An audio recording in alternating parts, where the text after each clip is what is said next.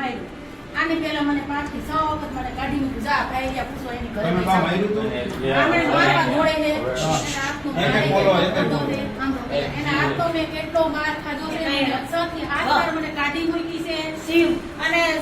શિવ નહીં પેલા આ ભાઈ યા પૂછો એની ઘરે હું મારી વાત સાંભળો, સાંભળો મારી વાત. થોક ભૂલ હોય ને એમાં આવતા જ નહીં. સાંભળો મારી વાત. તોય આપણે મરાય નહીં. તમે નાના છો એ વડીલ કહેવાય અને થોક ભૂલ હોય ને તોય મરાય નહીં. વાત તમારી સાચી છે પણ એ ગઈઢું માણા કહેવાય. તમે એના જેવા થાવ તો તમારામાં એના શું ભેદ? આપણે આમાં લીગલી થાય સમજી લેજો. આ તો હજી તો હું એક જ આવ્યો છું. હજી હમણાં અમે કરશો એટલે બધા આવશે. તમારું શું નામ? સંજય. તમે તમારા ભાઈ છે તમારા?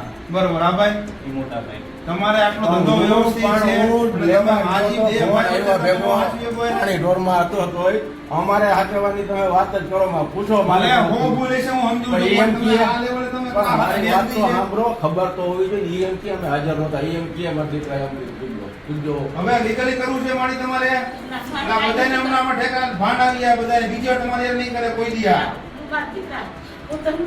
પગે નો લાગવાનો હોય પણ તમને અમે જો બેન તમે હાચા છો બેન ના નથી પણ તમારા જ નો હતો તો અમે લઈ ગયા બસ અમે નીકળ્યા નથી તમે એમ કહી પણ એમ કે એને દો પૂછો, તમે એને પૂછો ખરા. તમારે નથી રહેવું તમે તમારે આવો તમારી વ્યવસ્થા થઈ જાય જો તમારે જો એક કે તમે હાચું નથી શકો એમ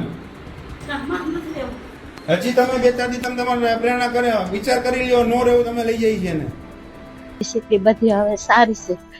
હવે કાંઈ છે નહીં, બધું પતી ગયું.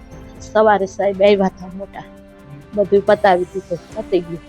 હવે હું માની ગયા, મને કાંઈ હવે વાંધો નથી. એને જે બનાવ બન્યો એની ભૂલ થઈ ગઈ એટલે એને બનાવ બનાવ્યો. એને માફી માગી અને એને શાંતિ માગી લીધી. હવે એને એમ કીધું કે અમને કોઈ વાંધો નથી, ભલે અમારા ભેગા રહ્યા. એ તો જે થયો છે એ બરોબર સાચું છે પણ હવે કાંઈ પરિસ્થિતિ નથી. અમારા ઘરનાએ પણ માફી માંગી લીધી બા પાસે અને પેલાય પણ બહુ સારી રીતે જ રાખતા હતા. પણ આ શું છે કે કોઈ કારણોસર મગજ તપી જવાની હિસાબે આ ઘટના બનેલી પણ એની અમને બહુ દુઃખ છે અને હવે કાંઈ વાંધો છે નહીં. જે બાની તમે પૂછી લીધું છે અને હવે વ્યવસ્થિત રહે છે.